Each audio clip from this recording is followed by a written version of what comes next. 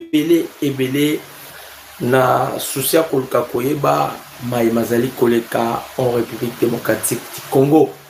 Ndenge tolobaka Congo mboka munene makambo ezangaka te, eza vraiment ya motuya mpona bakongomani koluka koyeba mai mazali koleka na mboka na bango, koluka koyeba est de la République démocratique du Congo nini ezokoleka, koluka koyeba état de santé pe ya mokonzi ya mboka oyo ezalaka pe préoccupation na biso bakongolais ya koluka koyeba toujours na cadre ya lisu likolo ya lisu nayebi ke bozalaki déjà kozela molobeli na bino votre humble serviteur docteur oyo wapi amemelaka bino basango ya mboka ekolo Congo na système kaka ya koinformer peuple congolais bayeba mai mazali koleka na mboka na biso surtout est ya République démocratique du Congo.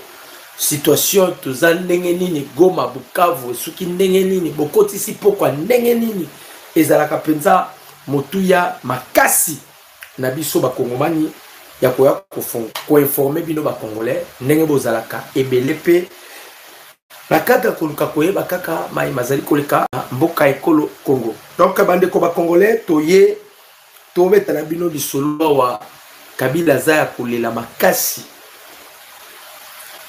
Kabila a été infiltré. Bokoyeba nanyo apusana ki epai ya Kabila. Il a infiltré Kabila tokobeta lisolo. Tozobeta lisolo awa. Le président Tshisekedi a surprendre na Kabila na Paul Kagame. Bango bakanisaka ke bazalaka ba expert ya espionnage, ya infiltration. Mais biso skoto dévancer bango. En plus de cela, nous allons parler encore sur la frappe des ISA. Les États-Unis haussent les tons.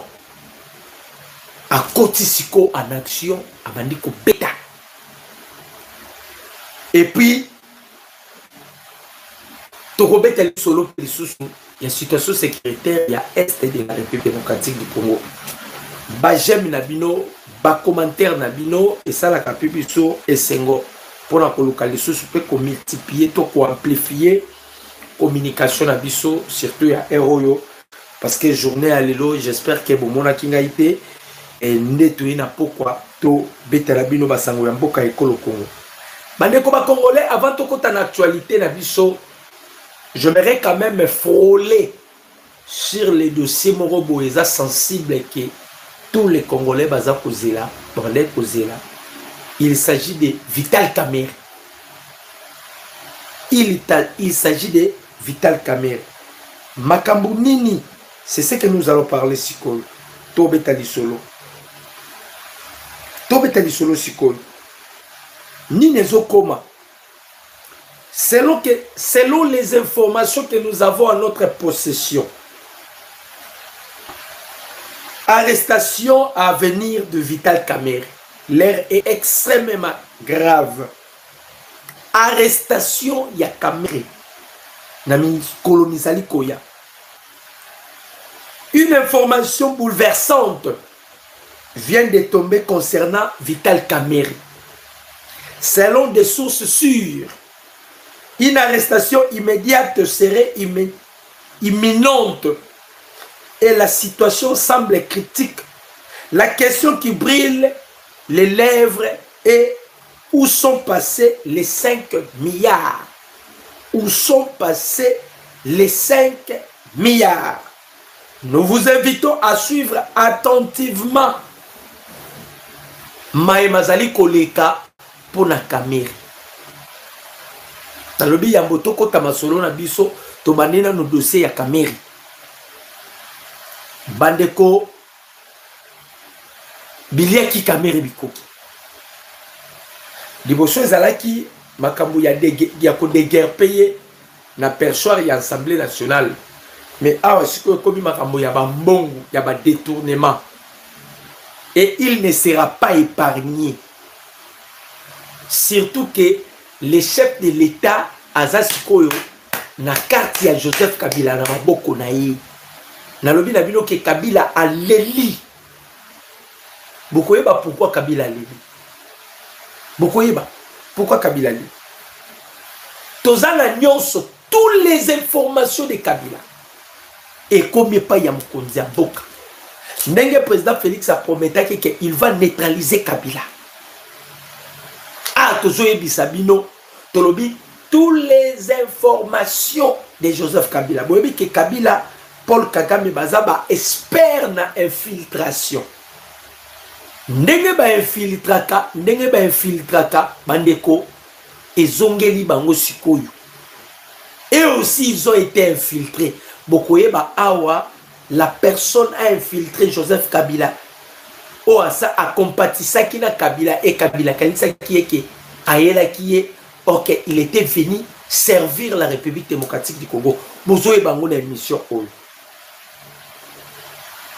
Premièrement, il a été jugé d'un traître. Mais ba source, mususu zola kisabiso ke akendaki ne kusala musala. On devait connaître les plans de Joseph Kabila. On devait connaître qu'est-ce que Kabila prépare et qui sont avec Joseph Kabila. Qui sont en contact avec Joseph Kabila. Qui sont de mèche avec Joseph Kabila. Naboélié cause à la facilité. On devait pénétrer Joseph Kabila. C'est alors le gouvernement congolais a utilisé un homme. Et cet homme est allé à Kendaki na Nairobi. A commis na Nairobi. A récupéré peu d'informations. A zongi na ngondenge na olo banabino a place ba Kabila baza ya kolela. Ya kolela. Na oti kotanga compte Twitter non compte Twitter kutute mais publication moko boye oyo nanga zoloba. Oyo nanga zoloba. Nanga lobby oh non nanga lobby c'est juste une publication. Mais dans les commentaires bato lobby on n'a plus besoin de mona boye. On a besoin que nanga a ça la vidéo. Tout ça a besoin nanga a ça la vidéo. Comme ça les gens doivent savoir si réellement nanga est en vie ou nanga n'est pas en vie. La place comme ça la vidéo et pardon yako lobaka bato commenter. Nous ne sommes pas là pour vous dire que jusque là ba traiter bazo traiter soit obima vivant après micro à quoi apparaître soit obima vivante oh bandeko mikolo leki lukuta na maele tokoyeba kaka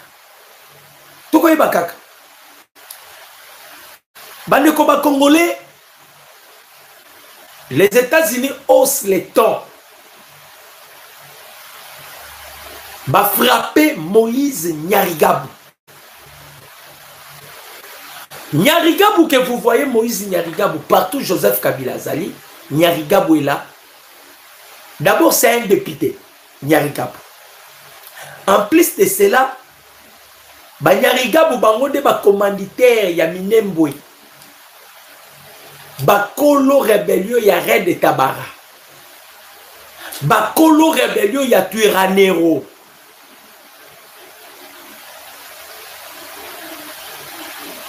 Bakolo rébellion ya Red Tabara na Tuiranero. Moïse Nyarigabou.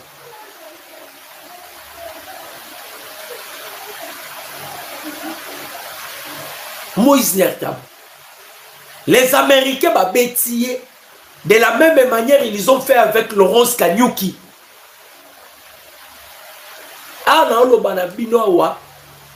La République démocratique du Congo et les États-Unis ont une parfaite relation. Bako Sabinoté, tu as une parfaite relation. Donald Trump avec le président Félix, même morale. Même morale. Tant qu'on dit comment on a dit là-bas, les États-Unis ont dit que Beta, c'est là qui faisait la force de Paul Kagame. Et ça va branche.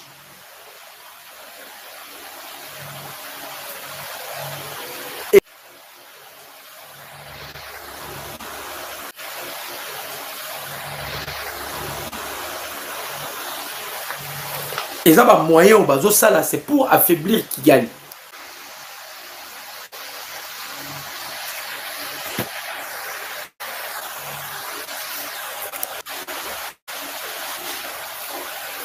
Veuillez nous excuser, tous un problème de reconnexion. Nous voici, tous un ce soir.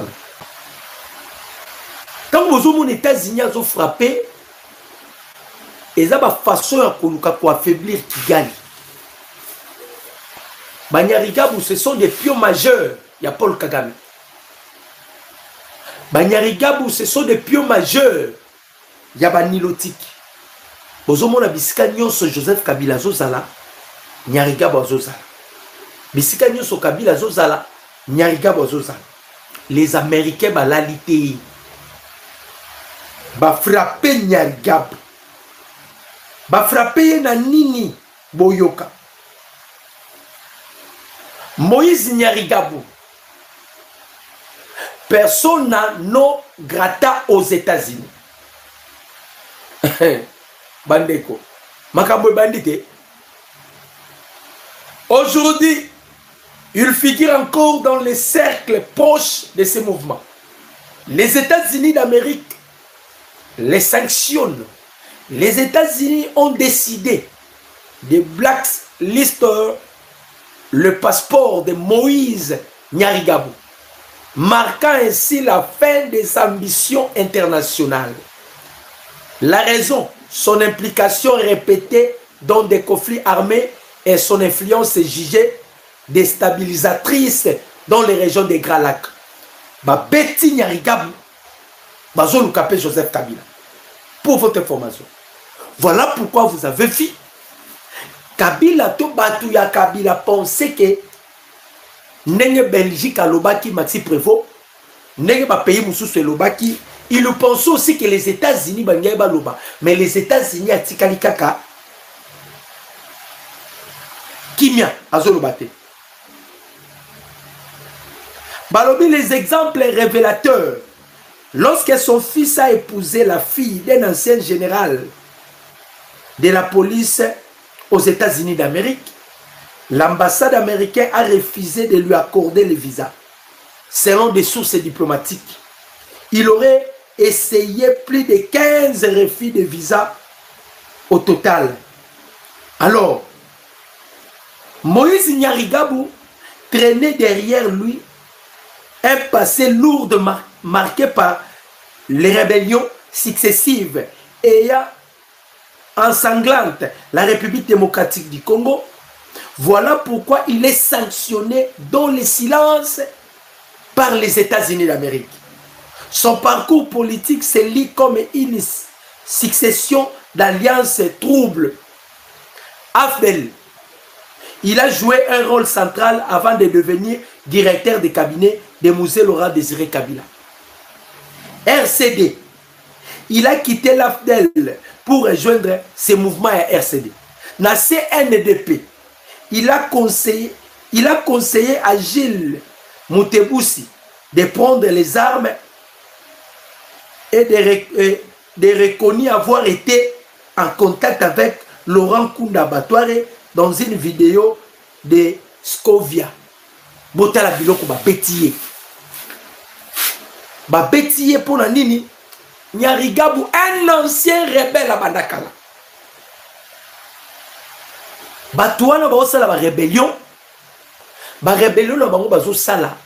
C'est pour déstabiliser la région et Grand Lac. Maintenant, les Américains vont interdire Nyarigabou aux États-Unis d'Amérique. Il est strictement interdit na Moïse Nyarigabou de partir aux États-Unis ou d'entrer aux États-Unis. À Kokoteka l'issue aux États-Unis d'Amérique. Ça, c'est la sanction américaine. Les États-Unis m'ont dit qu'on bête. Bon, que l'on connaît ici Kabila. J'espère que Kokamou Sabino, bandeko ba Congolais. Et Kokamou Sabino grave. Je vais parler de Seth Kikouni. Je vais parler de Seth Kikouni.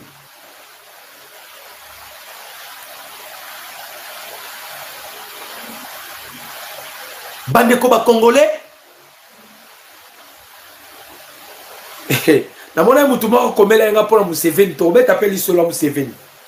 Nzamba komi ko venger bango 1 à 1. un à un. Eh, Nzamba komi ko venger bango un à un. Ah, nazo ebisabino na minute oyo. Je vais vous balancer même l'image. Bon, mon ande ba on même banaye ko escorter ye. Museveni, ba obimanaye ba o escorter ye ti ba kenaye. Balobi boye. Yuri Kakuta Museveni est actuellement dans le coma. Il lutte pour sa vie. Sa santé a dégradé ces derniers jours. Une information de la presse ougandaise. C'est la presse ougandaise qui va passer cette information. Vous allez imaginer Museveni. Parce que, tant que on vient avec des images, des preuves à l'appui pour vous comprendre que nous sommes au temps réel et nous sommes dans la ligne de Solanda. Museveni yeyo. Yona baobimisa Museveni. J'espère que vous avez bazo memaye yewana. Bazo benga mutuka yangwana mutuke ya ezwaye. Bazo kenaye. Museveni yewana. Monde bazo memaye. Monde bazo mema Museveni.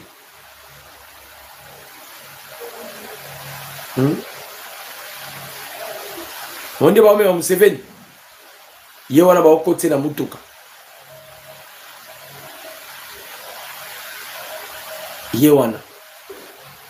J'espère que Bomoni nenge baoke na Museveni. Hey. Ndamba komi ko futa bango moko sima na moko. Na mablo basali ba congolais. Moko sima na moko. Il devient déjà un moribond Museveni. Et si Museveni part, accueilli, Bandeko, Kagame est encore une fois de plus anéanti et fragilisé encore. Parce que Muhoozi ne prendra pas le pouvoir. Pour votre information. Mona Museveni a besoin de condité. Bako permettre Muhoozi à besoin de condité. Tant déjà Museveni a préparé mon année pour abimiser un poisson. Bandeko ba Congolais. Et ça qui double na Uganda. Balinga kutuko kabona Museveni te babi ke Uganda za royaume te. Ce n'est pas dit parce que yo papa okufi mona remplacer ba. Boleki déjà. Donc nenge za wala soki kaka Museveni nenge ba kena nenge na laxibino image bo moni de ba o mema ba o kenaye. A koti coma na minito na webisa bino, il est dans le coma. Museveni. Il est dans le coma. Tobi o comme il a été. Bandeko, Tobi Tesco Lisolo, il y a infiltration.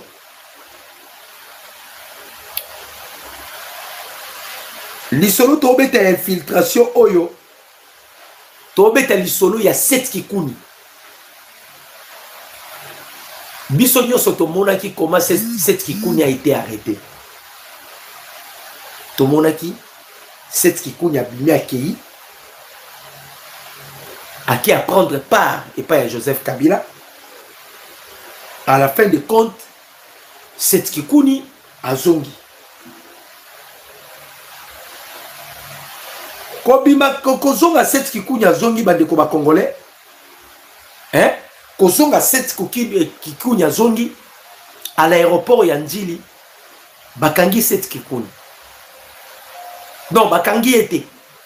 Ba interpeller cette kikuni. Tant ba interpeller cette kikuni, ba kena cette kikuni, à la fin de compte, ba libérer cette kikuni. Ah. Vous savez que Joseph Kabila a condamné. Vous savez que Moïse Nyarigabo est un rebelle. Matata Pogno, c'est un rebelle. Condamné. Cette kikuni, kokende comprendre part. Naba Matata Pogno, naba Kabila. Et puis à Zungawa. D'abord, autant wa bimaki, abetaki li soloté.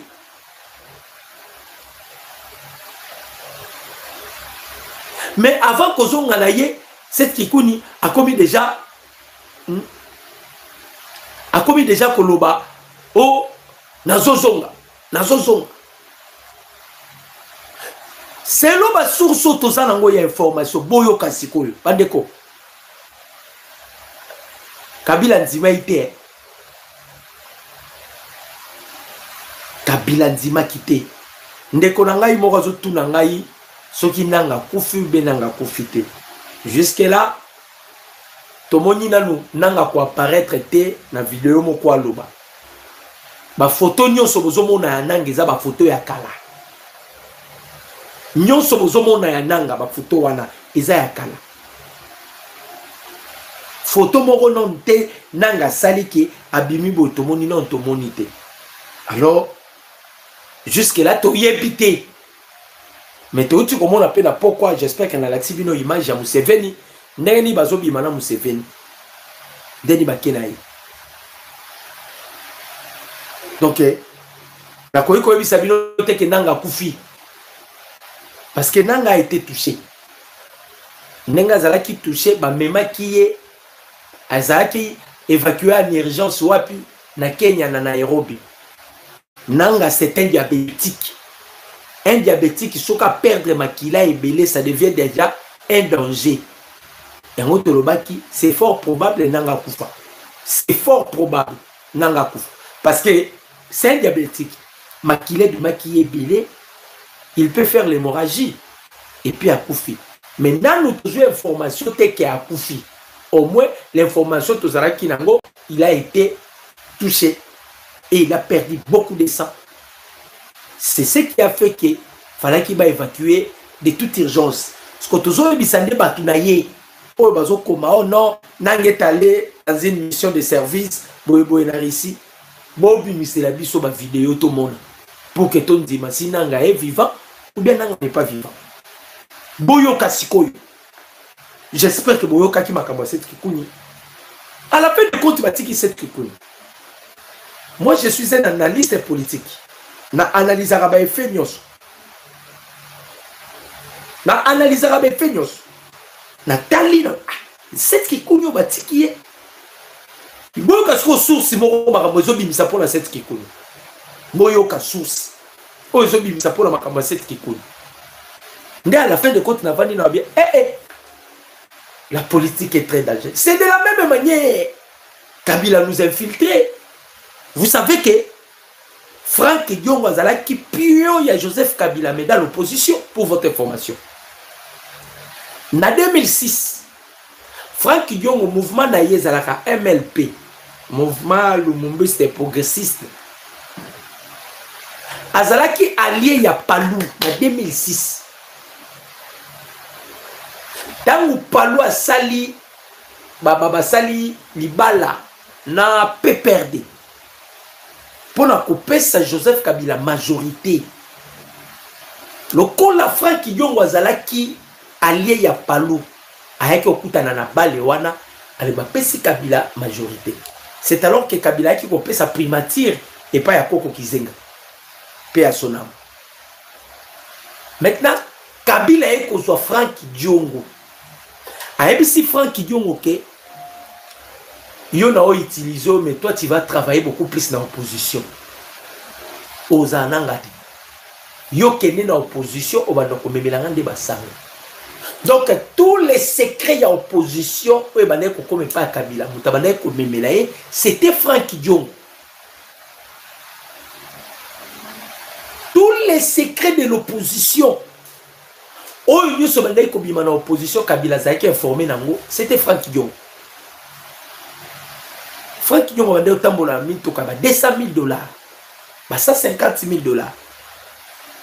Mais un opposant, on s'est posé la question, un opposant avec ses battelles, ma voiture à Boy. Ok, il collaborait avec Joseph Kabila. De la même manière, Kabila a été surpris lorsque le président Félix a dit qu'il va anéantir Kabila. Kabila, lorsqu'il a fait l'appel, il y a conclave là à Nairobi. Pensez-vous que Nega Kendaki à Nairobi pour soutirer des informations, c'était pas utiliser ma drone. On devait utiliser seulement un opposant pour aller voir Joseph Kabila et nous apporter des rapports, des informations sûres à ce qui concerne Joseph Kabila. De savoir quels sont les pays qui soutiennent Kabila? Quels sont des hommes politiques qui sont derrière Kabila? Quels sont des partis politiques qui soutiennent Kabila? Et quels sont ceux-là qui sont piliers, colonie Joseph Kabila en République démocratique du Congo? C'est alors, selon des sources que nous avons, on a utilisé qui? Cette Kikuni. Nazotanga boyo kabino moko.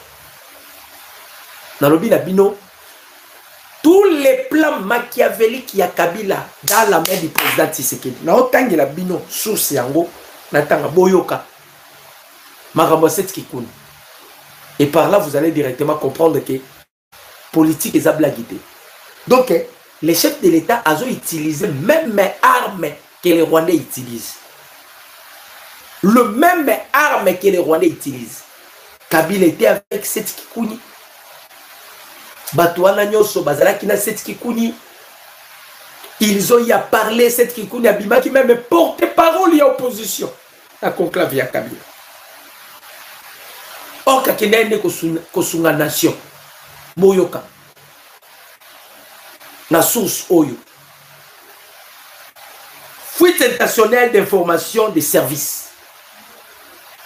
Toutes les données personnelles des téléphones mobiles, des ordinateurs portables, des tablettes électroniques et des montres connectées de toutes les personnes qui étaient en contact et ou à proximité de l'agence Setkikuni à Nairobi, Kenya, avec la technologie de perte-perte, mobile phone, ont été pompés et sont actuellement dans le main des services de renseignement civil et militaire. Dans un État ami qui travaille en intelligence avec les limiers congolais. Bravo au professionnalisme de l'ANER et de la DEMIAP. Good job. Même si l'agent Setkikuni est désormais grillé, la République démocratique du Congo devrait les protéger. Boyoka. La République démocratique du Congo devrait les protéger contre les représailles de l'Empire Ima Tutsi. Boyoka. Mission réussie pour le professionnalisme des services de renseignement civil et militaire de la République démocratique du Congo, qui ont pu infiltrer ex-ante un agent double qu'il grille ex-poste. Il s'agit de Setkikuni pour déceler de l'intérieur le plan du mercenaire Tutsi rwandais dénommé Joseph Kabila né Hippolyte Kanambe Kazembere. Nicolas Machiavellique dit son ouvrage célèbre Les princes c'est ceci. L'homme désarmé comme l'agent Setkikuni n'est pas seulement sans défense, mais il est aussi méprisable. Une fuite d'informations des agents des services de renseignement civil et militaire, ANER de Miap, qui avait interpellé Setkikuni à l'aéroport intelligent, à l'aéroport international d'Ndili, indique que c'est leur agent qui était en mission spéciale à Nairobi. Boyoka. Bato Bazwa qui est Balobi, Setkikuni avait une mission spéciale à Nairobi. Quelle était cette mission? C'était d'aller infiltrer l'intention de Kabila, le plan de Kabila, tous ceux qui sont en contact avec Kabila, c'est-à-dire toutes les informations il y a Kabila. Quoi, président Tshisekedi. Voilà pourquoi on a dit on doit maintenant protéger Setkikuni. Yokani Bazoloba, Bandeko. Balobi Boye. Balobi.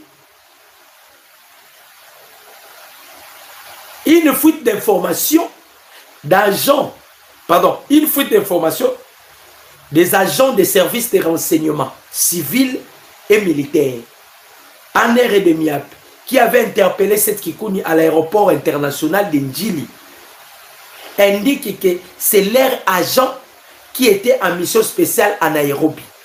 L'agent Seth Kikuni vient de rendre un très bon service à la nation.